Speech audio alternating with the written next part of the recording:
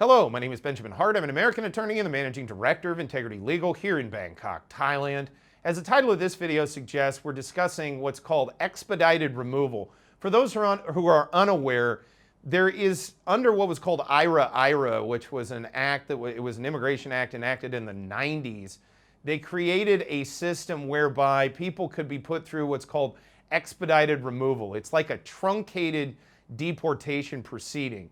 Now, what happens is the result of it is you end up with a 5-year ban from returning to the United States. And as we've discussed in other videos, it may be possible to utilize, for example, an I-601 waiver along with what's called an I-212 waiver in order to overcome that ban, if you will. But we're talking in this context, in this video, we're comparing Thai immigration protocols with U.S. immigration protocols, specifically this sort of expedited removal. And I specifically thought of making this video after reading a recent article from the Phuket News, that's thephuketnews.com. Article is titled, Ukrainian Man Arrested at Phuket Airport, Charged for 114 Days of Overstay. Quoting directly, immigration officers at Phuket International Airport have reported the arrest of a 23-year-old Ukrainian national for overstaying his visa. The man now faces a 5-year ban on entering the kingdom.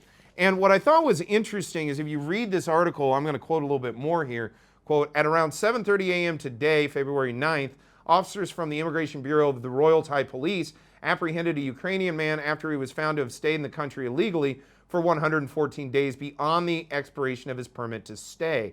The arrest took place at the International Departures Hall, as reported by Phuket Immigration through the Phuket Immigration Checkpoint page on Facebook. The operation was led by Police Lieutenant Colonel Akapon Kaukiat, along with officers from the Crime Suppression Investigation Team. The man was taken to Saku Police Station for further legal proceedings. I thought this was interesting because when I was reading this article, it really did kind of remind me of expedited deportation or expedited removal from the United States. And, you know, look, Thai immigration officials, liaise frequently with their counterparts in the United States. They probably sort of share notes, if you will.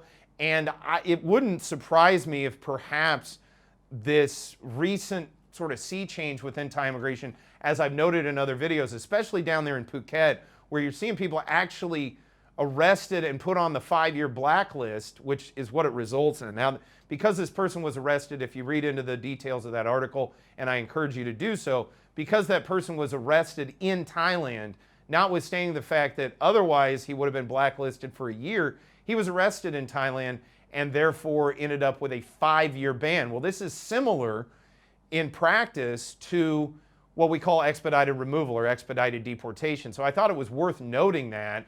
And for those who are unaware, yeah, that's a heck of a ban. You're blacklisted for 5 years, and you're basically not going to be able to return to the kingdom, definitely within that period of time. As we've discussed in other videos, again, depending on your circumstances, there may be a way to appeal. Again, it's going to be highly circumstantially dependent. The other thing to bear in mind is even after the 5-year ban has expired, it's still in the system that you were on the blacklist, which makes it difficult to deal with immigration thereafter. Again, the thing to take away from this video is keep in compliance with both the immigration laws of the United States as well as the Kingdom of Thailand.